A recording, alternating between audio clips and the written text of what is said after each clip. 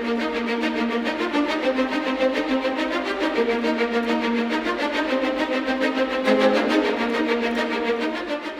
adalah WBCQ, menghadirkan radio World's Last Chance kepada Anda dari Monticello, Maine, Amerika Serikat.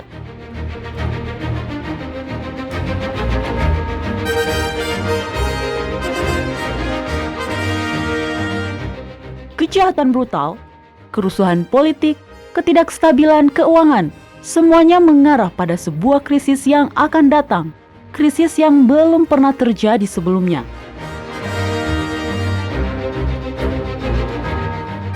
Tetaplah bersama Radio World's Last Chance untuk belajar cara Anda dapat bersiap secara rohani menghadapi apa yang berada di depan. Radio WLC mempersiapkan orang untuk menyambut Sang Juru Selamat yang segera kembali. Halo para pendengar, selamat bergabung di Radio WLC. Saya pembawa acara Anda, Mario Nugraha, dan juga telah hadir bersama saya, Doni Alexander. Shalom para pendengar, kami merasa senang dapat menjadi bagian dari hari Anda kembali untuk hari ini pastinya. Nah, di World's Last Chance, seperti yang Anda tahu dari nama kami yakin kembalinya Sang Juru Selamat akan terjadi dalam waktu dekat ini. Jadi kami merasa bertanggung jawab untuk membagikan kebenaran yang telah kami pelajari kepada orang lain. Ya, merupakan sebuah anugerah istimewa untuk dapat mengetahui kebenaran dan membagikannya. Bukan begitu, Doni? Ya, betul sekali. Nah, salah satu kebenaran yang telah kami pelajari dalam beberapa tahun terakhir adalah nama pribadi Bapa yang sebenarnya, yaitu Yahwa atau Yah. Anda mungkin tidak pernah menduga bahwa Sang Maha Kuasa memiliki nama panggilan, kan, Doni? Ya, sebenarnya dengan jujur saya sampaikan, Mario, saya tidak pernah benar-benar memikirkannya sebelumnya loh. Yahwa atau biasa disingkat Yah, keduanya sebenarnya digunakan dalam kitab suci. Masalahnya, kebanyakan orang tidak tahu nama pribadinya karena itu telah disembunyikan. Yeah. Ketika Alkitab diterjemahkan ke dalam bahasa Indonesia, bahasa Inggris, bahasa Arab, dan yang lain, nama Bapa diganti dengan gelar umum seperti Tuhan atau Allah. Iya, Mario, dan itu menciptakan kebingungan karena gelar umum seperti itu dapat dengan mudah digunakan untuk merujuk kepada dewa-dewa palsu dan bukan hanya kepada satu-satunya Tuhan sejati, Yahwa. Jadi, itulah sebabnya kami tidak menggunakan julukan Tuhan atau Allah. Kami kembali menggunakan nama aslinya. Anda mungkin akan mendengar istilah Eloah juga. Itu adalah gelar bahasa Ibrani yang merujuk pada Yahwa. Betul, kami juga menggunakan nama asli sang anak yaitu Yahusua. Yesus adalah bentuk transliterasi namanya ke dalam bahasa Yunani. Jadi para pendengar, mari kita mulai pembahasan hari ini. Hari ini saya ingin berbicara tentang takdir. Terkadang disebut sebagai jaminan abadi. Takdir adalah kepercayaan bahwa Yahwa memutuskan jauh sebelumnya siapa saja orang yang akan diselamatkan. Beberapa orang juga percaya bahwa praseleksi ini mencakup semua orang yang nantinya akan terhilang. Doni, bisakah Anda menjelaskan tentang takdir? Apakah ini berasal dari ajaran Alkitab atau bukan? Dan mengapa demikian? Ya, pengajaran tentang takdir ini Alkitabiah. Dalam artian bahwa Anda dapat menemukannya disebutkan dalam Alkitab. Tapi pengajaran tentang takdir adalah contoh yang sangat baik. Mengapa kita harus selalu mengikuti perintah yang diberikan dalam kitab Yesaya pasal 28 ayat 10 yang mengatakan seperti ini. Sebab pengajaran harus di atas pengajaran. Perintah harus di atas perintah. Kalimat atas kalimat. Baris atas baris. Di sini sebagian, di sana sebagian.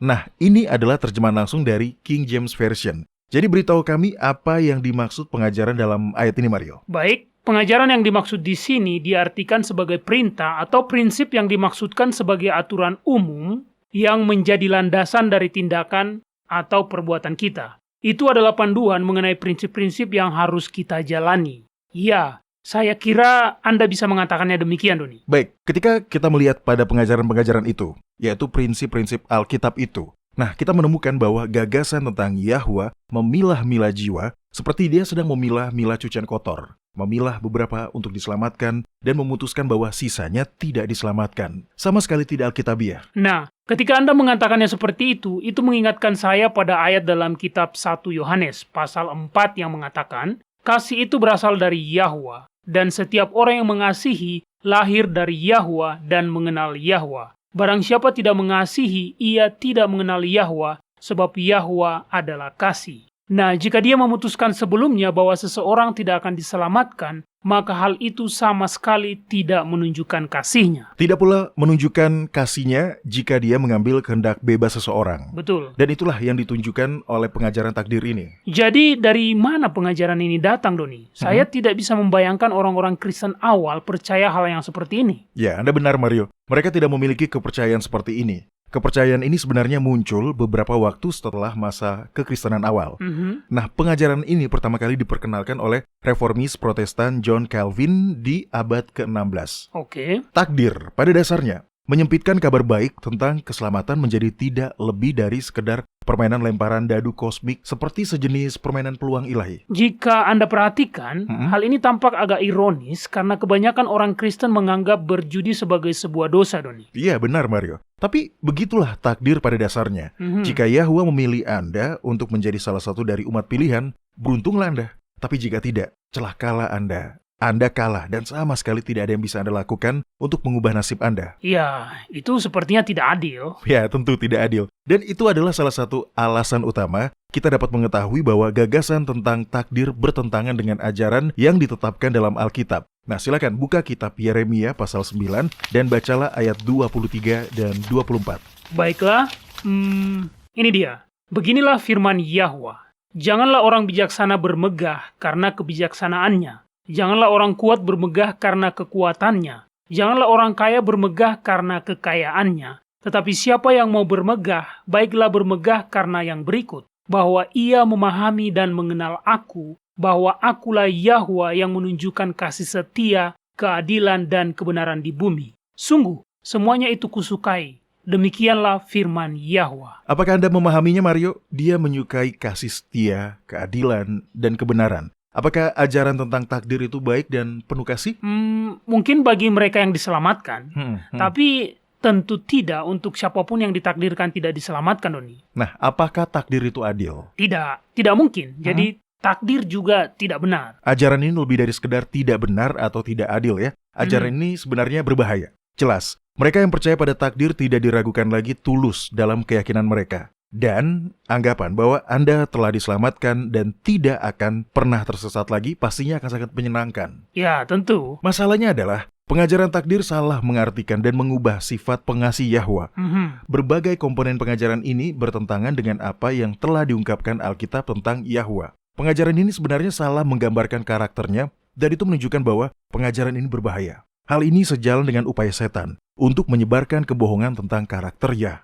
Menarik. Saya belum pernah mendengar itu sebelumnya, Doni. Tetapi itu masuk akal. Hal pertama yang dilakukan Adam dan Hawa setelah berbuat dosa adalah lari dan bersembunyi. Mereka tiba-tiba takut akan Yahwa yang selalu mereka kasihi. Nah sekarang, dengan semakin dekatnya hari kiamat, setan mencoba membuat kita semakin takut kepada Yahwa, sehingga kita tidak akan percaya kepadanya dengan cara yang kita butuhkan untuk melewati hari-hari mendatang. Mengenal Yahwa berarti mengasihinya. Jadi apapun yang setan dapat lakukan untuk mengaburkan karakter Bapa adalah kemenangan baginya.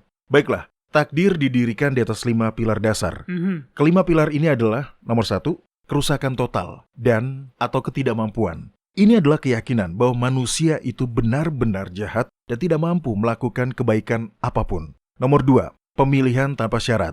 Nah, ini berarti keselamatan manusia sepenuhnya bergantung pada Yahwa yang menentukan mereka akan diselamatkan atau tidak, karena manusia benar-benar jahat. Anda dapat melihat bagaimana pilar yang satu dibangun di atas pilar yang lainnya, Doni. Ya, tepat sekali. Nah, baiklah. Nomor 3, penebusan terbatas. Ini adalah gagasan bahwa Yahuswa mati hanya untuk orang-orang yang ditakdirkan untuk diselamatkan oleh Yahwa. Kematiannya tidak berlaku bagi siapapun yang akan tersesat, atau siapapun yang ditakdirkan Yahwa untuk tidak diselamatkan. Jadi maksud Anda adalah, beban dosa-dosa dunia yang dipikul Yahusua di kayu salib bukanlah beban dosa seluruh dunia, melainkan hanya mereka yang sudah dipilih Yahwa untuk diselamatkan, Doni? Iya, itulah maksudnya Mario. Nomor 4, anugerah yang tak dapat ditolak. Nah, ini berarti bahwa setiap orang yang telah ditakdirkan Yahwa akan diselamatkan tidak akan pernah tersesat lagi. Karena mereka sama sekali tidak dapat menolak anugerah ilahi. Mereka tidak akan pernah tersesat kembali sama sekali. Tidak. Karena seperti kata mereka, rahmat ilahi tidak dapat ditolak. Jadi jika itu benar-benar tidak dapat ditolak, mengapa Yahwa tidak menakdirkan setiap orang supaya mereka diselamatkan, Doni? Iya, itu pertanyaan yang bagus, Mario. Pilar terakhir dari pengajaran takdir adalah ketekunan orang-orang kudus. Kita sudah merujuk ini sebelumnya. Inilah yang disebut jaminan abadi. Mari kita bahas pilarnya satu persatu dan perhatikan lebih dekat masing-masing dari pilar ini dan apa yang dikatakannya tentang karakter Yah. Numero uno, kerusakan total dan atau ketidakmampuan. Ini adalah gagasan bahwa sebagai manusia yang berdosa, kita benar-benar jahat dan tidak mampu melakukan kebaikan apapun. Iya, saya pikir banyak dari kita akan mengatakan itu Alkitabiah. Maksud saya, Anda bisa membaca pernyataan Yesaya yang mengatakan, demikianlah kami sekalian seperti seorang najis dan segala kesalehan kami seperti kain kotor. Anda benar. Tentu saja, setiap orang yang pernah dilahirkan tanpa terkecuali mewarisi sifat yang berdosa dari Adam. Dalam kitab Roma pasal 3, Paulus memberitahu kita, tidak ada yang benar, seorang pun tidak. Karena semua orang telah berbuat dosa dan telah kehilangan kemuliaan Yah. Namun, sebagai argumen yang digunakan untuk mendukung konsep takdir, kesalahannya adalah mereka membuat penafsiran yang terlalu jauh. Itu adalah kesalahan yang ekstrim. Apa maksud Anda, Doni? Maksud saya, kita berbuat dosa atau tidak, itu seperti ungkapan sedikit hamil. Anda seharusnya hamil atau tidak. Anda tidak bisa sedikit hamil. Saya yakinkan Anda saya tidak hamil ya, Mario. Tidak. Anda tahu maksud saya, Doni. Ya, bercanda ya. Ya, saya tahu. Saya hanya sedikit menjahili Anda, Mario. Nah, ini masalahnya. Jika seseorang sepenuhnya jahat, bagaimana dia bisa memenuhi panggilan untuk bertobat dan berpaling dari kejahatan? Iya, saya belum memikirkan itu. Oke, kita buka kitab Yehezkiel, pasal 33 dan bacalah ayat 11. Yehezkiel pasal 30, 32, 33, ayat 11. Katakanlah kepada mereka, demi aku yang hidup, demikianlah firman Eloa Yahwa. Aku tidak berkenan kepada kematian orang fasik, melainkan aku berkenan kepada pertobatan orang fasik itu dari kelakuannya, supaya ia hidup. Bertobatlah dari hidupmu yang jahat itu. Mengapakah kamu akan mati, hai kaum Israel? Yahwa tidak mempermainkan. Jika seseorang benar-benar tidak mampu melakukan hal yang baik, dia tidak akan bisa melatih kehendak bebasnya untuk mematuhi panggilan untuk bertobat. Kitab Yeremia pasal 3 ayat 22 berkata, kembalilah, hai anak-anak yang murtad. Ayat itu memberitahu kita bahwa hati manusia masih memiliki kemampuan untuk menanggapi undangan semacam itu.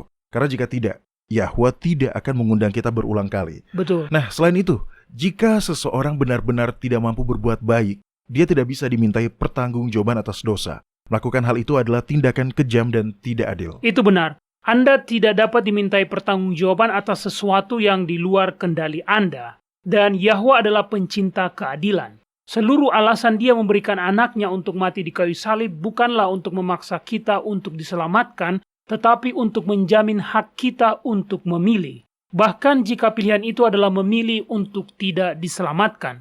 Kematian Yahusua adalah jaminan atas kebebasan untuk memilih. Ya, tepat. Kita akan membahasnya lagi setelah jeda sejenak ya. Dan Anda para pendengar jangan kemana-mana dulu. Kami akan segera kembali.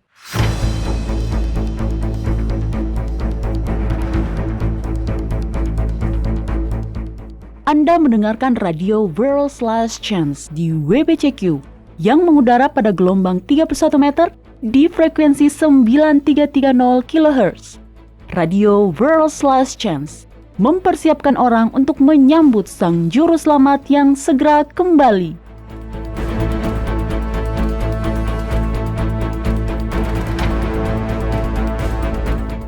Para pendengar, tahukah Anda bahwa ketika Sang Juru Selamat ada di bumi, orang-orang Yahudi tidak menggunakan kalender Julian atau kalender Masehi untuk menentukan hari Sabat? Mereka benar-benar tidak menggunakan kalender itu. Pada saat itu, kalender Julian yang mereka gunakan memiliki minggu yang berisi 8 hari, dan pada saat itu orang-orang Yahudi masih menggunakan kalender lunisolar penciptaan untuk menentukan hari-hari ibadah mereka. Fakta-fakta sejarah membuktikan bahwa kalender yang digunakan saat ini berasal dari agama berhala. Ini penting karena sebagian besar orang menentukan hari-hari ibadah mereka dengan kalender Masehi buatan Paus Gregorian yang bersumber langsung dari kalender Julian milik para penyembah berhala. Jika Anda ingin mempelajari lebih lanjut tentang fakta sejarah yang menarik namun masih sedikit diketahui ini, bacalah semuanya di situs web kami, worldslastchance.com. Pilih bahasa Indonesia dan baca artikel dengan judul Mingguan 7 Hari Modern, menelusuri sejarah sebuah kebohongan. Anda akan terkejut dengan apa yang Anda pelajari. Sekali lagi, bacalah artikel dengan judul Mingguan 7 Hari Modern, menelusuri sejarah sebuah kebohongan di worldslastchance.com. Anda berhak untuk mengetahui kebenaran. World's Last Chance telah membuat lebih dari 1.500 video dokumenter dalam lebih dari 30 bahasa. Kunjungi situs kami di worldslastchance.com atau nonton videonya pada channel WLC di YouTube. Video-video dokumenter baru tentang berbagai topik penting terus dirilis sepanjang waktu. Mulailah menontonnya dan pelajarilah kebenaran selama Anda masih memiliki kesempatan di worldslastchance.com.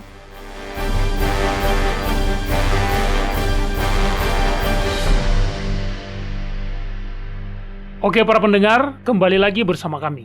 Di segmen sebelumnya kita berbicara tentang pilar-pilar ajaran tentang doktrin takdir ini. Doni, apa kesalahan mendasar kedua dari doktrin takdir ini? Kata Anda ada 5 tadi, Doni. Ya, nomor 2 adalah pemilihan tanpa syarat. Nah, ini berarti bahwa keselamatan seseorang sepenuhnya bergantung pada Yahwa yang menentukan orang itu akan diselamatkan atau tidak.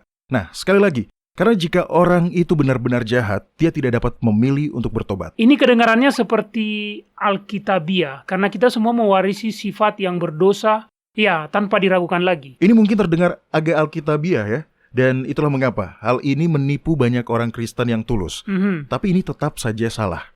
Untuk mendasarkan keselamatan seseorang sepenuhnya pada kemungkinan Yahwa menakdirkannya untuk diselamatkan, menghilangkan kegunaan dari praktek kehendak bebas. Sekali lagi, takdir mengajarkan bahwa Yahwa menentukan jauh sebelumnya siapa yang akan diselamatkan. Ya, seperti lotre ilahi. Dan jika Anda sama seperti saya yang tidak pernah memenangkan apapun, Anda tidak akan memiliki banyak kepercayaan pada kemungkinan bahwa Anda akan menang di permainan lotre ilahi, Doni. Calvinis tradisional bahkan mengajarkan takdir ganda, di mana mereka percaya bahwa Yahwa juga menentukan takdir bahwa beberapa orang tidak akan diselamatkan. Ada 2 masalah dengan kepercayaan seperti itu. Pertama, menghancurkan tanggung jawab pribadi. Ya, saya bisa memahaminya. Misalnya pembunuhan Kain terhadap Habel dapat dimaafkan dengan mengklaim Kain telah ditakdirkan untuk tidak diselamatkan. Oleh karena itu dia ditakdirkan untuk membunuh saudaranya. Ya, tepat. Kepercayaan itu membebaskan seseorang dari konsekuensi tindakannya yang salah dan juga menghilangkan tanggung jawab pribadi atas dampak kejahatan yang ditimbulkan terhadap orang lain. Ya, itulah tepatnya yang Kain coba lakukan. Kitab Kejadian mencatat percakapan antara Yahwa dan Kain setelah pembunuhan itu. Tahan sebentar, saya hampir mendapatkannya di sini. Kitab Kejadian pasal 4 ayat 8-9. Di sini dikatakan, kata Kain kepada Habel adiknya, marilah kita pergi ke padang. Ketika mereka ada di padang, tiba-tiba Kain memukul Habel adiknya itu, lalu membunuh dia. Firman Yahwa kepada Kain, di mana Habel adikmu itu? Jawabnya, aku tidak tahu. Apakah aku penjaga adikku? Sungguh hal yang luar biasa untuk dikatakan kepada Sang Maha Kuasa, Doni. Maksud saya, jika saya mencoba mengatakan sesuatu seperti itu kepada ayah saya tidak akan bisa duduk selama seminggu. Ya, Yahwa langsung menolak alasan Kain. Nah, baca beberapa ayat berikutnya. Oke, firman-Nya, apakah yang telah kau perbuat ini? Darah adikmu itu berteriak kepadaku dari tanah. Maka sekarang terkutuklah engkau, terbuang jauh dari tanah yang mengangakan mulutnya untuk menerima darah adikmu itu dari tanganmu. Apabila engkau mengusahakan tanah itu, maka tanah itu tidak akan memberikan hasil sepenuhnya lagi kepadamu. Engkau menjadi seorang pelarian dan pengembara di bumi. Masalah kedua terkait pemilihan tanpa syarat adalah bahwa hal itu menyiratkan bahwa Yahwa menakdirkan dosa. Tidak semua Calvinis memahami takdir sampai sejauh ini. Tetapi ada yang seperti itu dan itu masalahnya. Saya tidak mengerti bagaimana dia dapat menakdirkan dosa. Karena jika Yahwa menentukan segalanya, dia juga menentukan takdir dosa ketika dia memilih jiwa-jiwa tertentu yang tidak akan diselamatkan. Nah, ini jelas salah. Buka Perjanjian Baru dan baca kitab Yakobus pasal 1 ayat 13. Baik, apabila seorang dicobai, janganlah ia berkata pencobaan ini datang dari Yahwa. Sebab Yahwa tidak dapat dicobai oleh yang jahat, dan ia sendiri tidak mencobai siapapun. Gagasan bahwa Yahwa menakdirkan dosa dengan jelas bertentangan dengan kitab suci. Baiklah, kita lanjut ke poin selanjutnya. Poin ketiga, disebut penebusan yang terbatas. Ini adalah gagasan bahwa Yahusua mati hanya untuk menebus dosa-dosa mereka yang telah ditakdirkan oleh Bapa akan diselamatkan. Dia tidak mati untuk menebus dosa-dosa orang yang tidak akan diselamatkan. Kedengarannya seperti menghujat, Doni. Itu tidak sejalan dengan apa yang diajarkan Alkitab, Mario. Betul. Saya sudah mencetak beberapa ayat dari kitab Yesaya pasal 53. Ini adalah nubuatan Yesaya tentang Mesias dan misinya. Nah, sekarang jika Alkitab mengajarkan penebusan yang terbatas, Anda dapat menemukannya diajarkan di sini jika memang ada. Tapi tidak ada. Bahkan yang ada malah sebaliknya. Silakan baca apa yang dikatakannya. Baik, kita sekalian sesat seperti domba, masing-masing kita mengambil jalannya sendiri, tetapi Yahwa telah menimpakan kepadanya kejahatan kita sekalian. Sesudah kesusahan jiwanya, ia akan melihat terang dan menjadi puas. Dan hambaku itu, sebagai orang yang benar, akan membenarkan banyak orang oleh hikmatnya dan kejahatan mereka dia pikul. Itu indah. Dan ya, di ayat 6 dikatakan dengan jelas bahwa Yahwa menimpakan kepadanya kejahatan kita sekalian. Ingat, kitab Yohanes pasal 3 ayat 16 dan 17. Oh ya, karena begitu besar kasih Yahwa akan dunia ini, sehingga ia telah mengurniakan anaknya yang tunggal, supaya setiap orang yang percaya kepadanya tidak binasa, melainkan beroleh hidup yang kekal. Sebab Yahwa mengutus anaknya ke dalam dunia, bukan untuk menghakimi dunia, melainkan untuk menyelamatkannya oleh dia. Tugas Yahusua dijabarkan dengan sangat jelas di sini. Betul. Misinya adalah untuk menyelamatkan dunia, bukan segelintir orang beruntung yang terpilih sebelumnya. Baiklah, poin berikutnya, anugerah yang tak dapat ditolak. Nah, ini merujuk pada keyakinan bahwa setiap orang yang telah ditakdirkan untuk diselamatkan tidak dapat tersesat, karena mereka sama sekali tidak dapat menolak anugerah ilahi. Jika Anda perhatikan, itu sangat menyinggung, Doni. Jika anugerah ilahi begitu kuat sehingga tidak ada orang yang bisa menolak, mengapa Yahwa tidak menakdirkan semua orang supaya diselamatkan? Keyakinan ini menolak landasan yang menjadi dasar dari rencana keselamatan. Nah, dengan kata lain, kepercayaan ini mengajarkan bahwa tidak ada orang yang memiliki kebebasan memilih. Setiap keturunan Adam mewarisi sifat untuk berbuat dosa. Namun kitab 2 Petrus pasal 3 ayat 9, di sana memberitahu kita bahwa Yahwa menghendaki supaya jangan ada yang binasa, melainkan supaya semua orang berbalik dan bertobat. Betul. Tentu saja, kita tahu bahwa banyak yang akan tersesat. Apa yang dikatakan di sini sangat penting. Kita sudah menyebutnya di awal tadi. Dan ini buktinya. Yahwa mengorbankan anaknya untuk memungkinkan setiap orang memiliki kesempatan kedua untuk memilih bagi diri mereka sendiri. Wah, saya mengerti. Jika pilihan ini dihapus oleh keputusan ilahi yang menentukan beberapa orang akan diselamatkan dan lainnya tidak, maka alasan kematian Yahusua akan menjadi percuma, Doni. Iya, Anda benar. Anugerah yang tak dapat ditolak mengajarkan bahwa tidak ada seorang pun dapat tersesat jika Yahwa telah memutuskan sebaliknya. Tidak peduli seberapa keras kepala atau seberapa besar keinginannya untuk berpegang teguh pada dosa yang disenanginya. Ini juga berarti bahwa tidak seorang pun, terlepas dari seberapa lama dia ingin menjadi sesuai dengan gambar Yahwa, akan diselamatkan jika dia telah ditakdirkan sebelumnya untuk tidak diselamatkan. Nah, ini adalah keyakinan yang sangat merusak dan tidak didukung oleh pernyataan Alkitab yang jelas, yang justru menempatkan keputusan sepenuhnya kembali kepada pribadi masing-masing. Iya benar, kitab Yoel pasal 3 ayat 14 bernubuat tentang zaman kita. Banyak orang di lembah penentuan. Ya, sudah dekat hari Yahwa di lembah penentuan. Apakah kita diselamatkan atau tidak? Itu adalah keputusan kita. Kesalahan terakhir yang mendasari pengajaran takdir ini disebut sebagai ketekunan orang-orang kudus.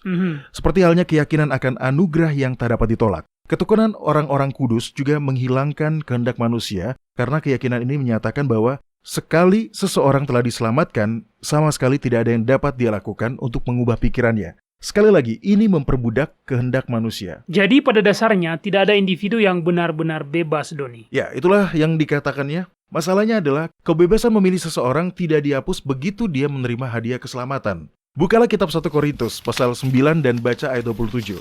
Mari kita lihat apa yang dikatakan Paulus tentang gagasan ini. Baik. Tetapi aku melatih tubuhku dan menguasainya seluruhnya, supaya sesudah memberitakan Injil kepada orang lain, jangan aku sendiri ditolak. Masih ada pengajaran takdir lainnya yang bertentangan dengan prinsip-prinsip lain yang ditemukan dalam Alkitab. Di antaranya, kata-kata terakhir yang diucapkan oleh Sang Juru Selamat yang dicatat dalam Alkitab adalah perintah yang mengatakan bahwa, "Pergilah, jadikanlah semua bangsa muridku dan baptislah mereka. Dan ajarlah mereka melakukan segala sesuatu yang telah kuperintahkan kepadamu. Dan ketahuilah, Aku menyertai kamu senantiasa sampai kepada akhir zaman. Saya mengerti maksud Anda, Doni. Tidak ada gunanya menyampaikan Injil kepada setiap orang jika Yahwa sudah memutuskan bahwa orang itu akan diselamatkan. Terlebih lagi jika Yahwa telah menakdirkan orang-orang tertentu akan diselamatkan, tidak ada gunanya untuk berdoa bagi keluarga dan teman-teman karena mereka akan diselamatkan atau tidak tergantung pada pilihan Yahwa dan tidak ada yang dapat Anda lakukan untuk mengubah keputusannya. Wah, saya tidak pernah memikirkan itu. Itu adalah penolakan terhadap prinsip Alkitabiah yang mengajarkan untuk mendoakan orang lain. Anda ingat ketika kaum Israel meminta seorang raja, Doni? Ya. Mereka menolak Yahwa sebagai raja ilahi mereka dan Nabi Samuel tahu itu adalah sebuah kesalahan. Tetapi Yahwa telah mengatakan kepadanya untuk menuruti mereka dan memberikan mereka seorang raja. Dengarkan apa yang dia katakan ketika berbicara kepada orang-orang Israel. Itu bisa ditemukan dalam kitab 1 Samuel pasal 12 ayat 23 sampai 25. Dia berkata, "Mengenai aku, jauhlah daripadaku untuk berdosa kepada Eloa dengan berhenti mendoakan kamu. Aku akan mengajarkan kepadamu jalan yang baik dan lurus. Hanya takutlah akan Yahwa dan setialah beribadah kepadanya dengan segenap hatimu, sebab ketahuilah betapa besarnya hal-hal yang dilakukannya di antara kamu. Tetapi jika kamu terus berbuat jahat, maka kamu akan dilenyapkan, baik kamu maupun rajamu itu." Ya, itu contoh yang bagus, Mario. Tidak ada yang sudah ditentukan sebelumnya di sini. Samuel menjelaskan akibatnya jika mereka terus memberontak melawan pencipta mereka. Ini mirip dengan pesan terakhir Musa ya kepada kaum Israel sebelum dia meninggal. Betul. Mari kita baca dalam kitab Ulangan pasal 30 ayat 19-20. Di sini dia memanggil mereka untuk menggunakan kebebasan memilih mereka yang dijamin oleh Yahwa untuk memilih kebenaran. Baik, saya bacakan. "Aku memanggil langit dan bumi menjadi saksi terhadap kamu pada hari ini. Kepadamu kuperhadapkan kehidupan dan kematian, berkat dan kutuk. Pilihlah kehidupan supaya engkau hidup, baik engkau maupun keturunanmu, dengan mengasihi Yahwa Elohmu, mendengarkan suaranya dan berpaut padanya, sebab hal itu berarti hidupmu dan lanjut umurmu untuk tinggal di tanah yang dijanjikan Yahwa dengan sumpah kepada nenek moyangmu, yakni kepada Abraham, Ishak, dan Yakub, untuk memberikannya kepada mereka." Ingat, Musa adalah teman Yahwa. Kitab Keluaran pasal 33 memberitahu kita bahwa Yahwa berbicara kepadanya dengan berhadapan muka, seperti seseorang berbicara dengan temannya. Namun teman Yahwa ini dengan tegas menolak petunjuk tentang takdir. Dia dengan jelas menyatakan bahwa setiap individu berhak memilih. Saya pikir hal terburuk dari semuanya ini adalah apa yang digambarkan pengajaran takdir tentang karakter Yahwa. Takdir tidak adil. Karena orang yang ditakdirkan tidak akan diselamatkan. Tidaklah mendapatkan hasil itu karena kesalahannya sendiri. Iya, itu benar. Yeremia berkata, "Betapa liciknya hati, lebih licik dari segala sesuatu. Hatinya sudah membatu. Siapakah yang dapat mengetahuinya?" Tetapi juga benar bahwa keselamatan adalah hadiah yang bisa diperoleh cuma-cuma. Kitab Efesus pasal 2 ayat 8 mengatakan, "Sebab karena kasih karunia kamu diselamatkan oleh iman. Itu bukan hasil usahamu, tetapi pemberian Yahwa." Kesalahan masuk ketika kebebasan manusia dihapus. Seperti yang kita kutip sebelumnya, kitab 1 Yohanes pasal 4 ayat 8 mengatakan bahwa Yahwa adalah kasih. Pribadi yang penuh kasih tidak akan menghilangkan kebebasan memilih. Memainkan semacam lotre ilahi. Memilih beberapa orang untuk diselamatkan dan sisanya tidak. Dan lagi seperti yang kami katakan sebelumnya, ini tidaklah adil. Adalah penggambaran yang keliru terhadap karakter Yahwa yang membuat pengajaran takdir menjadi keyakinan yang merusak. Ya, begitulah. Hal itu menggambarkannya dengan sifat kejam, tidak berperasaan dan sewenang-wenang. Itu benar-benar berlawanan dengan kitab suci yang menggambarkannya sebagai Bapa yang pengasih yang tidak mau ada seorang pun yang binasa. Dampak akhirnya adalah bahwa hati manusia akan menolak ketidakadilan yang begitu dingin itu. Orang-orang berpaling darinya karena tidak mengerti bahwa karakter ini bukan milik Yahwa, tetapi telah dikaitkan kepadanya secara keliru oleh setan.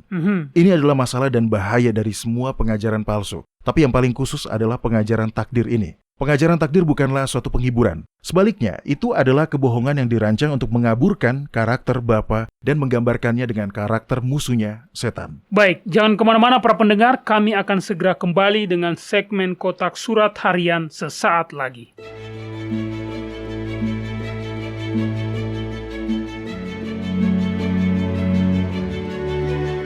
Anda mendengarkan radio World's Last Chance di WBCQ yang mengudara pada gelombang 31 meter di frekuensi 9330 kHz. Radio World's Last Chance, mempersiapkan orang untuk menyambut Sang Juru Selamat yang segera kembali.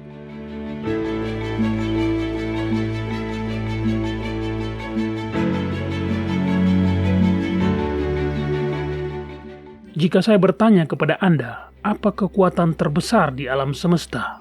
Apa yang akan Anda katakan? Apakah Anda menyebut badai kategori 5, gempa berkekuatan 10 skala Richter, atau bagaimana dengan senjata termonuklir? Tentu itu semua sangatlah kuat, tetapi itu semua bukanlah yang terkuat. Kekuatan terbesar dari semuanya adalah kekuatan kasih ilahi. Hanya kasih yang memiliki kekuatan untuk benar-benar merubah seseorang dari dalam keluar, dan hanya kasih ilahi yang dapat menyelamatkan dengan sempurna. Bacalah artikel dengan judul Kasih yang Tidak Terbatas di situs web kami worldslastchance.com. Sekali lagi, baca artikel dengan judul Kasih yang Tidak Terbatas di worldslastchance.com. Jatuh cintalah pada sahabat terbaik yang dapat Anda miliki.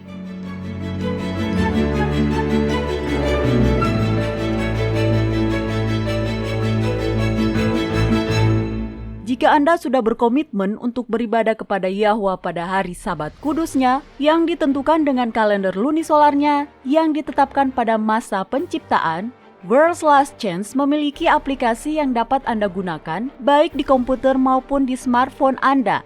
Aplikasi kalender lunisolar WLC telah dirancang untuk memenuhi kebutuhan para pemelihara Sabat lunar di seluruh dunia. Algoritma yang digunakan adalah sangat akurat dan didapatkan dari kantor kemaritiman kerajaan di Inggris Raya. Dengan petunjuk kalender kami, Anda dapat mencetak sebuah kalender lunisolar yang dihubungkan dengan tanggal-tanggal dalam kalender Masehi. Atau sebaliknya, Anda dapat mencetak kalender Masehi yang dihubungkan dengan tanggal-tanggal kalender lunisolar. Ini adalah aplikasi yang sangat berharga untuk menghitung hari-hari libur kerja. Sebagai tambahan, aplikasi kalender lunisolar WLC menyediakan berbagai macam informasi astronomi yang telah ditentukan di wilayah tempat tinggal Anda masing-masing. Anda dapat mempelajari persentase dari pencahayaan bulan, juga mengetahui waktu matahari terbit dan waktu matahari terbenam, dan kapan bulan terbit dan terbenam. Karena pergerakan dari bulan adalah sangat akurat, maka pergerakannya juga dapat diprediksi dengan keakuratan yang besar. Ini memampukan Anda untuk menghitung bulanan bulan di masa depan sehingga tugas-tugas di tempat kerja dan sekolah Anda dapat diatur menyesuaikan dengan hari-hari raya Yahwa. Kunjungilah website kami di worldslastchance.com dan mulailah menggunakannya hari ini. Anda dapat mengaksesnya secara online dan mengunduhnya ke perangkat Anda atau bahkan memasangnya di website Anda sendiri. Aplikasi kalender lunisolar WLC adalah sebuah bahan yang sangat baik bagi semua orang yang berkomitmen untuk menghormati hari-hari raya Yahwa.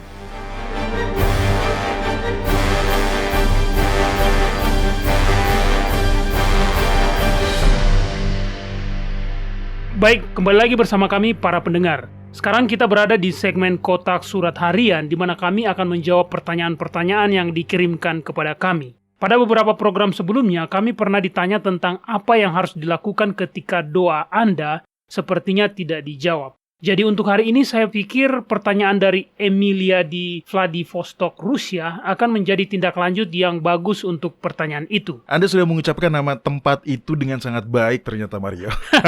Saya sudah berlatih dan saya bahkan tidak mencoba menyebutkan nama belakangnya. Oke. Emilia akan mengenali pertanyaannya, saya yakin. Iya. Ya, dia bertanya, bagaimana saya bisa berdoa dan benar-benar mendapatkan jawaban? Terkadang doa-doa saya dijawab, tetapi seringkali juga saya tidak melihat jawaban atas doa-doa saya. Apakah ada cara berdoa yang akan membantu doa saya dijawab lebih sering? Oke.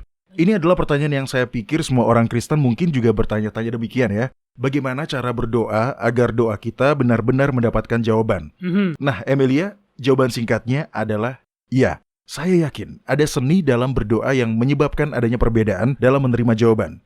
Karena itu penting untuk menunjukkan satu hal. Yahwa tidak akan pernah memaksakan kehendak terhadap seseorang. Dan itu termasuk memaksa mereka secara rohani. Dia tidak seperti itu. Itu poin yang bagus. Seringkali sebagai orang Kristen, kita berdoa untuk anggota keluarga yang tidak beriman. Dan memang kita harus. Tetapi kita juga harus ingat bahwa hanya karena kita berdoa tidak berarti bahwa Yahwa akan menghilangkan kebebasan memilih mereka. Mereka masih memiliki hak untuk memilih untuk datang kepadanya atau tidak. Yahwa akan selalu melindungi kehendak bebas seseorang.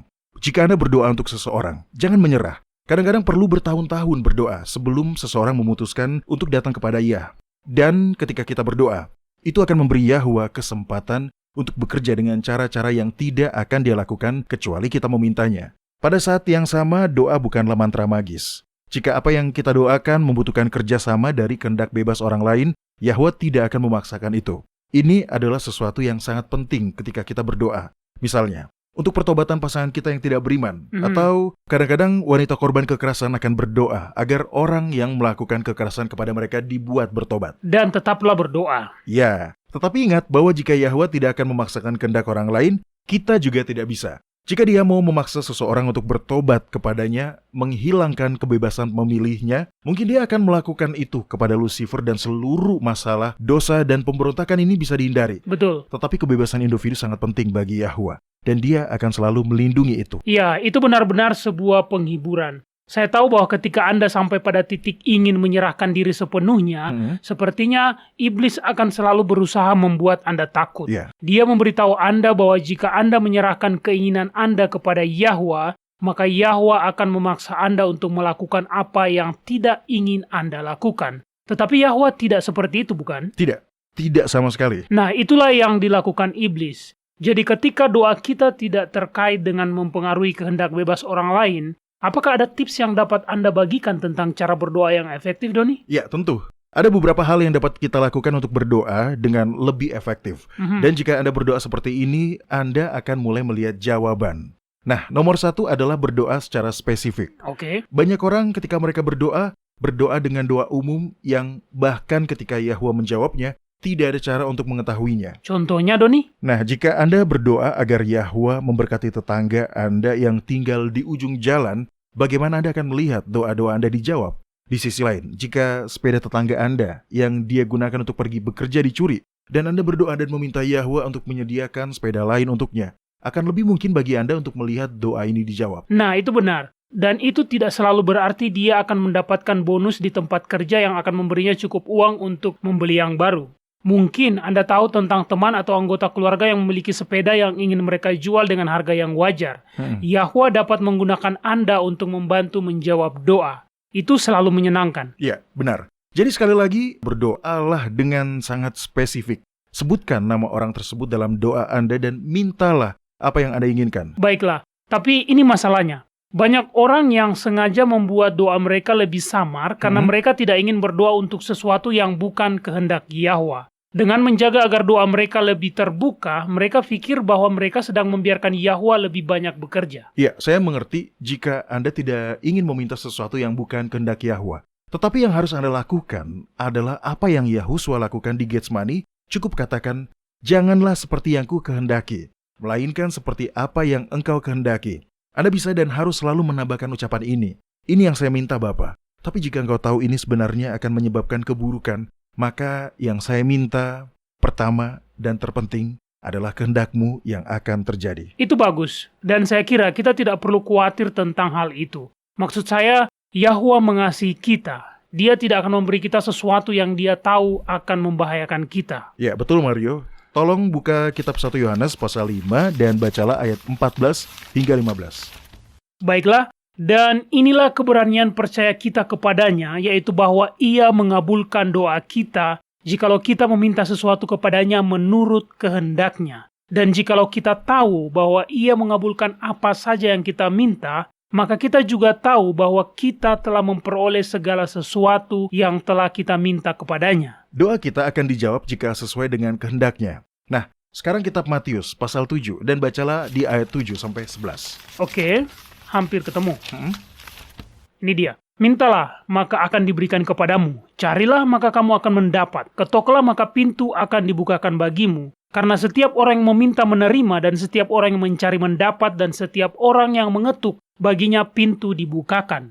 Adakah seorang daripadamu yang memberi batu kepada anaknya jika ia meminta roti, atau memberi ular jika ia meminta ikan? Jadi, Jika kamu yang jahat tahu memberi pemberian yang baik kepada anak-anakmu, apalagi Bapamu yang di sorga, Ia akan memberikan yang baik kepada mereka yang meminta kepadanya. Jika anak Anda mendatangi Anda dan dengan penuh semangat meminta sesuatu yang Anda tahu akan membahayakannya, nah apakah Anda akan memberikan itu kepadanya? Oh, tentu saja tidak. Dan begitu juga Yahwa. Jika kita datang kepadanya, meminta apa yang kita pikir akan menjadi berkat, tetapi yang dalam hikmatnya, Dia tahu hal itu akan sangat benar-benar mencelakakan kita. Dia tidak akan memberikannya kepada kita. Sebaliknya, Dia akan memberi kita sesuatu yang lebih baik lagi. Betul. Jadi jangan khawatir tentang meminta hal yang salah, sehingga Anda takut untuk berdoa secara spesifik. Jika Anda ingin melihat jawaban doa Anda, berdoalah dengan sungguh-sungguh, berdoa tanpa henti, dan berdoalah secara spesifik. Semakin spesifik, semakin baik. Hal lain yang harus Anda lakukan agar Anda dapat melihat jawaban doa Anda adalah senantiasa mengklaim janjinya. Alkitab penuh dengan janji. Terdapat janji untuk memenuhi setiap kebutuhan dan setiap keadaan darurat. Jadi, temukan janji yang memenuhi kebutuhan Anda dan minta kepada Bapa. Klaim firman-Nya untuk diri Anda sendiri. Berlututlah dan dengan Alkitab terbuka di depan Anda katakan, Engkau telah berjanji mengenai hal ini dan saya berterima kasih atas janji itu dan saya ingin mengklaim janji itu. Itu sangat kuat. Saya ingin membagikan beberapa ayat dari kitab Yesaya yang berbicara tentang ini, Doni. Ya, tentu, lanjutkan. Terdapat di kitab Yesaya pasal 55. Ini agak panjang, tetapi untuk mendapatkan dampaknya sepenuhnya, Anda perlu membacanya sesuai konteks. Di sini, Yahwa menyampaikan kepada orang-orang untuk datang kepadanya, dan Dia menjelaskan bahwa firman-Nya sendiri mengandung kuasa untuk mewujudkan kehendak-Nya. Simaklah saat saya membaca ayat 6-11. Carilah Yahwa selama Ia berkenan ditemui, berserulah kepadanya selama Ia dekat. Baiklah orang fasik meninggalkan jalannya dan orang jahat meninggalkan rancangannya. Baiklah ia kembali kepada Yahwa, maka Dia akan mengasihaninya, dan kepada Eloa kita sebab Ia memberi pengampunan dengan limpahnya. Sebab rancanganku bukanlah rancanganmu, dan jalanmu bukanlah jalanku. Demikianlah firman Yahwa. Seperti tingginya langit dari bumi, demikianlah tingginya jalanku dari jalanmu, dan rancanganku dari rancanganmu. Sebab seperti hujan dan salju turun dari langit dan tidak kembali ke situ, melainkan mengairi bumi, membuatnya subur dan menumbuhkan tumbuh-tumbuhan, memberikan benih kepada penabur dan roti kepada orang yang mau makan, demikianlah firmanku yang keluar dari mulutku. Ia tidak akan kembali kepadaku dengan sia-sia, tetapi ia akan melaksanakan apa yang kukehendaki dan akan berhasil dalam apa yang kusuruhkan kepadanya. Nah, para pendengar, ayat-ayat ini sangat kuat. Dia berfirman, sama seperti hujan yang turun dan tidak kembali ke awan tanpa terlebih dahulu menyebabkan benih bertunas. Demikian pula firman-Nya. Firman-Nya tidak akan kembali kepadanya tanpa memenuhi apa yang disampaikannya lewat firman-Nya tersebut. Firman-Nya sendiri mengandung kuasa untuk melakukan apa yang dikehendakinya. Jadi ketika Anda mengklaim suatu janji, kuasa untuk memenuhi janji itu terkandung dalam janji itu sendiri. Tepat. Itu sangat kuat, itu sungguh indah. Ungkapan itu seharusnya cukup untuk mendorong kita semua untuk mengklaim janji-janjinya dan percaya dengan iman bahwa janji-janji itu adalah milik kita. Dan percaya dengan iman. Iman bukan perasaan, para pendengar ya. Jangan membuat kesalahan dengan berpikir bahwa Anda kurang beriman jika Anda tidak merasakan harapan dan kepercayaan diri. Iman adalah memilih untuk percaya, bahkan ketika Anda tidak memiliki harapan dan kepercayaan diri. Lagi pula, iman adalah percaya kepada Yahwa, karena Anda tahu bahwa Dia dapat dipercaya. Amin. Kita percaya kepadanya terlepas dari bagaimanapun perasaan kita. Satu hal lagi, jika Anda ingin kehidupan doa yang efektif, pastikan untuk selalu mengklaim jasa darah Yahusua ketika Anda berdoa.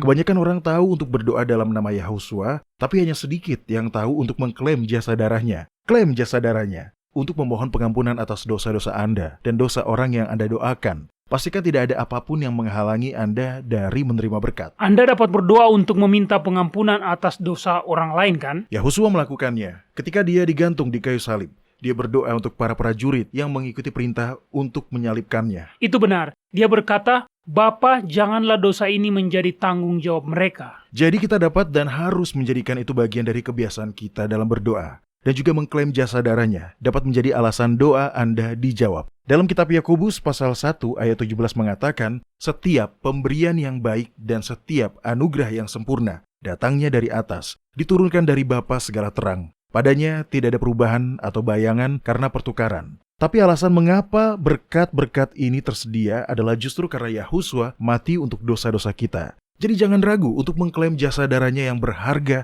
atas nama Anda saat berdoa. Dia ingin Anda melakukannya, karena dia ingin menjawab doa Anda. Baiklah, kita hampir kehabisan waktu, tetapi saya ingin membagikan kutipan yang menurut saya sangat menggembirakan. Kutipan ini berasal dari sebuah buku berjudul Christ Object Lessons. Di sini tertulis, biarlah semua orang yang menderita atau diperlakukan secara tidak adil berseru kepada Yahwa. Berpalinglah dari mereka yang hatinya sekeras baja dan sampaikan permohonan Anda kepada Sang Pencipta. Tidak ada seorang pun yang ditolak ketika datang kepadanya dengan hati yang menyesal. Tidak satupun doa yang dipanjatkan dengan tulus yang akan terhilang. Bahkan di tengah lagu pujian paduan suara surgawi, Yahwa mendengar tangisan manusia yang paling lemah. Kita mencurahkan hasrat hati kita dalam kerahasiaan. Kita memanjatkan doa dalam embusan nafas saat kita berjalan di jalanan, dan doa-doa kita mencapai tahta Raja alam semesta. Doa-doa kita mungkin tidak terdengar oleh telinga manusia, tetapi doa-doa kita tidak akan mati dalam keheningan, tidak pula hilang dalam kegiatan keseharian kita yang sedang berlangsung.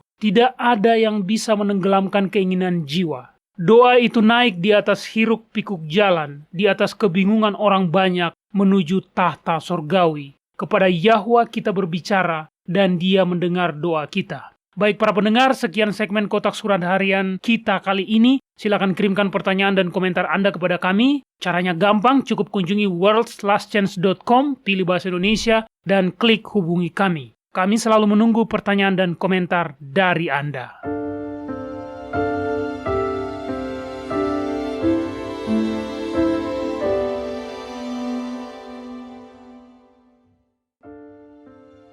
Anda menyukai apa yang Anda dengar? Kunjungi situs kami di worldslastchance.com untuk mendengarkan episode-episode lain dari program radio kami. Radio World's Last Chance mempersiapkan orang untuk menyambut Sang Juru Selamat yang segera kembali.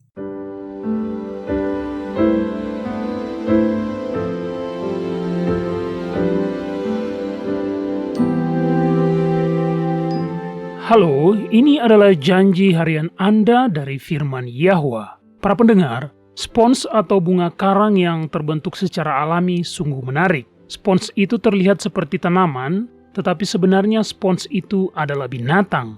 Terdapat sekitar 5.000 sampai 10.000 spesies spons yang dikenal. Nah, yang benar-benar menarik adalah bahwa hewan-hewan ini tidak memiliki sistem saraf, tidak memiliki pencernaan, dan tidak memiliki sistem peredaran darah. Sungguh aneh kan mengapa spons atau bunga karang itu disebut sebagai binatang? Tapi bunga karang benar-benar adalah binatang. Tidak seperti kita manusia yang bergantung pada semua sistem yang ada untuk mendapatkan makanan, oksigen, dan membuang kotoran dari tubuh kita.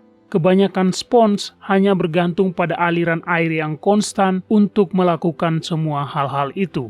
Para pendengar, kemampuan spons untuk menahan air inilah yang ingin saya bicarakan pada kesempatan ini, karena hal itu mengingatkan saya pada salah satu janji Yahwa. Coba Anda bayangkan spons yang habis terendam air. Jika Anda menekannya, walaupun hanya ditekan perlahan, air akan segera keluar dari dalam spons itu. Dan kita akan dengan cepat mengetahui apa yang mengisi ruang di dalam spons itu. Itulah sebabnya spons buatan manusia sangat membantu dalam proses pembersihan. Nah, hal yang sama ini juga berlaku bagi kita para pendengar. Kita bisa mengetahui apa yang ada di dalam diri kita dengan melihat apa yang keluar saat kita berada di bawah tekanan. Apakah itu kemarahan, ketidaksabaran, kelucuan, atau di masa-masa yang berat dan penuh tekanan, apakah kita memperlihatkan keyakinan kita kepada Bapa Surgawi kita dengan tetap bersikap sabar dan tenang, berbelas kasih dan pemaaf? Kitab Yesaya pasal 40 mengatakan, "Tidakkah kau tahu dan tidakkah kau dengar? Yahwa ialah Eloa yang kekal, yang menciptakan bumi dari ujung ke ujung. Ia tidak menjadi lelah dan tidak menjadi lesu, tidak terduga pengertiannya. Dia memberi kekuatan kepada yang lelah dan menambah semangat kepada yang tiada berdaya. Orang-orang muda menjadi lelah dan lesu dan teruna-teruna jatuh tersandung, tetapi orang-orang yang menanti-nantikan Yahwa mendapat kekuatan baru. Mereka seumpama Raja Wali yang naik terbang dengan kekuatan sayapnya. Mereka berlari dan tidak menjadi lesu, mereka berjalan dan tidak menjadi lelah. Para pendengar, itu bukanlah sesuatu yang harus Anda usahakan. Anda tidak perlu bersusah payah untuk mendapatkannya. Mintalah, itu adalah anugerah. Ketika Anda memintanya, maka janji di dalam Filipi 4 ayat 7 akan terjadi pada Anda, yaitu damai sejahtera Yahwa yang melampaui segala akal akan memelihara hati dan pikiranmu dalam Yahusua. Kepada kita telah diberikan janji-janji yang besar dan berharga. Majulah dan mulailah mengaminkannya.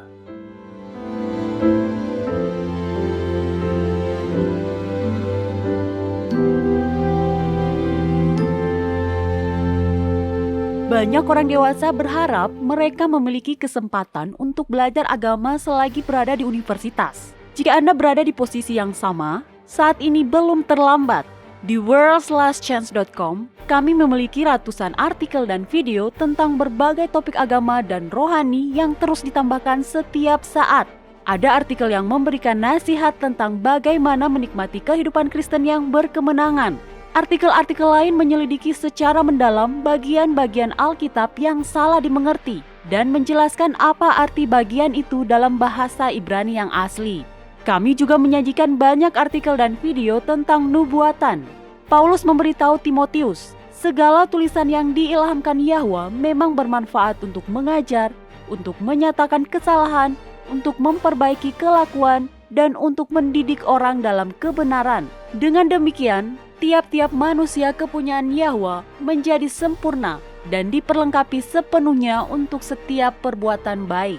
Jika Anda membaca dengan seksama materi di situs kami, Anda akan memiliki landasan yang menyeluruh bukan hanya pada kebenaran doktrinal, tetapi Anda juga akan mempelajari rahasia-rahasia cara berdoa yang efektif dan cara belajar Alkitab sehingga Anda dapat menemukan kebenaran untuk diri Anda sendiri. Kunjungi situs web kami di worldslastchance.com. Tidak ada kata terlambat untuk memulai. worldslastchance.com mempersiapkan orang untuk menyambut Sang Juru Selamat yang segera kembali.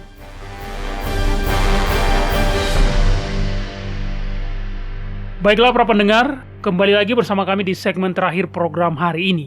Yahwa pada akhirnya menang karena cinta adalah kekuatan terkuat di alam semesta. Saya suka uraian tentang cinta yang diilhami Salomo dalam kitab Kidung Agung, pasal 8 ayat 6 dan 7. Dia berkata, karena cinta kuat seperti maut, air yang banyak tak dapat memadamkan cinta, sungai-sungai tak dapat menghanyutkannya. Sekalipun orang memberi segala harta benda rumahnya untuk cinta, namun ia pasti akan dihina.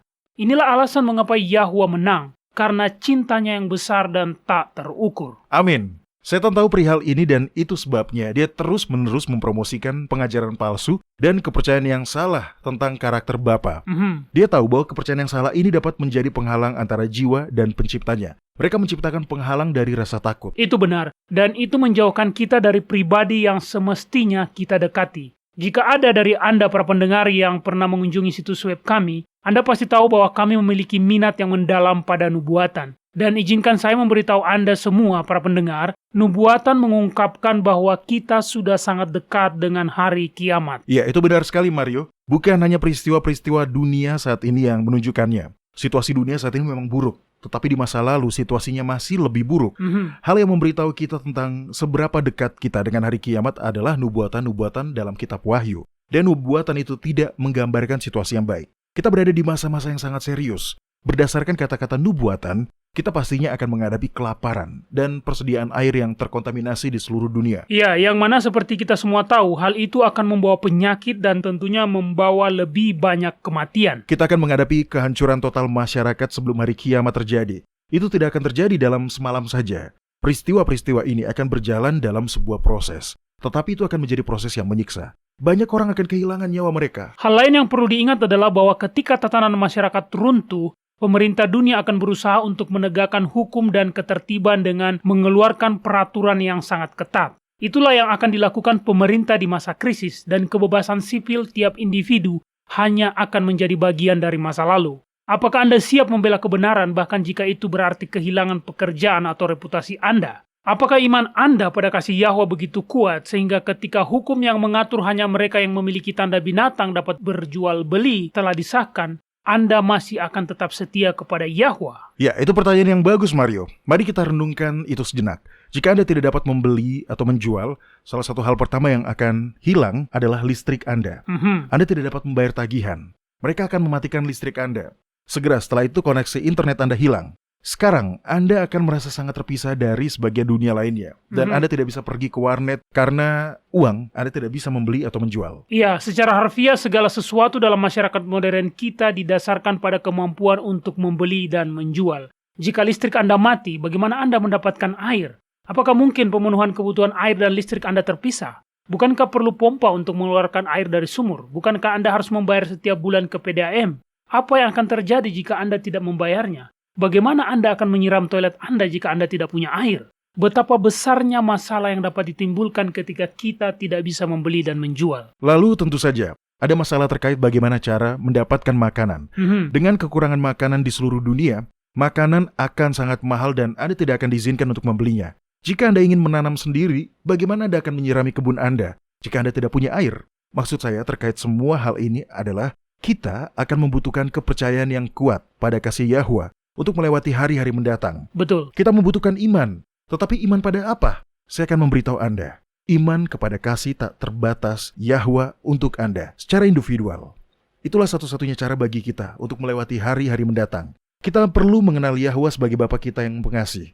Kita perlu percaya bahwa Dia mengasihi kita. Sehingga apapun yang terjadi, kita akan terus menaatinya. Iya. Para pendengar, hari kiamat sudah dekat. Kita perlu mengesampingkan setiap kepercayaan yang tidak didasarkan pada Alkitab. Pengajaran salah dari setan dirancang khusus untuk memiliki dua efek. Pertama, ajaran-ajaran itu dimaksudkan untuk membuat penggambaran yang salah atas karakter Yahwa untuk menyembunyikan kasih-Nya. Kedua, sebagai akibat dari mengaburkan kasih-Nya, setan ingin Anda takut kepada Yahwa. Itu adalah agenda tersembunyi di balik setiap pengajaran palsu untuk membuat Anda meragukan kasih Yahwa dan berpaling dari sahabat terbaik yang dapat Anda miliki. Para pendengar, pelajari kebenaran ini sendiri. Terimalah kasih yang dimiliki Yahwa untuk Anda. Anda akan melihat keindahan dalam karakter ilahi yang belum pernah Anda lihat sebelumnya. Yahwa tidak duduk jauh dan terpisah dari ciptaannya, dan secara sewenang-wenang memilih beberapa orang untuk diselamatkan dan sisanya tidak. Sebaliknya, Dia secara aktif terlibat dalam menarik semua orang kepada dirinya karena keinginannya yang terbesar adalah agar semua orang, setiap pria, wanita, dan anak-anak dapat diselamatkan. Nah, sebagai penutup, saya ingin membacakan kepada Anda, para pendengar sekalian, salah satu ayat favorit saya dalam Alkitab, yaitu kitab Yeremia, pasal 31, ayat 3 yang mengatakan, "Dari jauh Yahwa menampakkan diri kepadanya dan berfirman, Aku mengasihi engkau dengan kasih yang kekal, sebab itu aku melanjutkan kasih setiaku kepadamu." Sangat indah. Itulah bukti betapa Dia sangat mengasihi Anda. Biarkan Dia menarik Anda dan menyelamatkan Anda. Para pendengar, bergabunglah bersama kami lagi besok dan sampai jumpa. Ingat, Yahwa mengasihi Anda dan Dia aman untuk dipercaya.